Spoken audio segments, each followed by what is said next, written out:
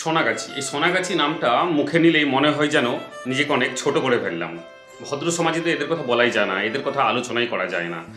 অথচ এই সমাজের চোখে এই সমস্ত নিচু মানের মানুষ, দেহ ব্যবসায়ী, যৌন কর্মীরা ছিল বলে এখনো পর্যন্ত মেয়েরা রাস্তাঘাটে নিশ্চিন্তে ঘুরে বেড়ায়। না হলে প্রতিদিনই শত শত লাখো লাখো তিলোত্তমা ধর্ষণ হয়ে রাস্তাঘাটে পড়ে থাকতো।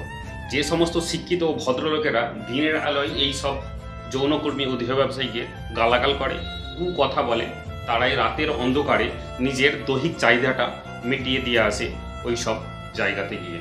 যেখানে শিক্ষিত ও ভদ্র সমাজ একটা ধর্ষণকে ছোটোখাটো ব্যাপার বলে উড়িয়ে দিচ্ছে, তামাশা করছে।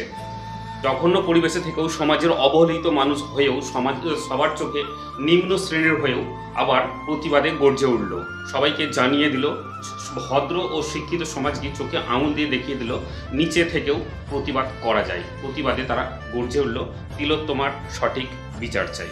সুস্থ ও সুন্দর সমাজ গড়ার জন্য একটা সুন্দর অবদান, একটা মহৎ অবদান এনাদের আছে। এই সমস্ত মানুষগুলোকে ধন্যবাদ ও স্যালুট জানালেও অনেক ছোট করা হবে। আমাদের সমাজে কথিত আছে, পুরুষেরা পতিতালয়ে গিয়ে পুণ্য বিসর্জন দিয়ে আসেন, সেই থেকেই পতিতালয়ের মাটি পুণ্যত্ব লাভ করে।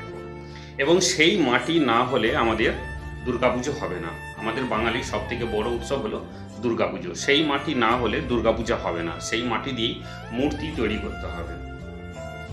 সেই মাটি নিয়ে আসতো আমাদের পুরোহিতরা মন্ত্র উচ্চারণ করে। কালের নিয়মে সেটা বদল হয়েছে, এখন সেই মাটি নিয়ে আসে মৃৎশিল্পীরা নিজেরাই। কিন্তু আরজিকর হাসপাতালের এই ধর্ষণ কাণ্ডের প্রতিবাদের জন্য রুখে দাঁড়িয়েছে সেই সমস্ত যৌনকর্মীরা। তারা মাটি দেবে না জানিয়ে দিয়েছে, সুবিচার না পেলে। না, মাটি দেওয়া না, কথা হচ্ছে আমরা সুবিচারটা চাইছি, জাস্টিস চাইছি। জাস্টিস হয়ে গেলে আমরা তখন মাটি দেবো না নয় কেন? আমাদের পশ্চিমবঙ্গে বাঙালির সবথেকে বড় পরব হচ্ছে দুর্গাপুজো। আমরা সবাই আনন্দ করি। সেই জায়গা থেকে আমরা একটা সুবিচারের আশায় আছি। আমরা সেই বিচারটা পেলে আমরা মাটি দেবো। আমরা যখন নিজেরা তার মারপিট করে সেটা করতে পারবো না, আমরা আইনের কাছে আশা করি যে এটা সুবিচার পাক, যার বিচার হলে আবার তারা মাটি দিতে রাজি আছে।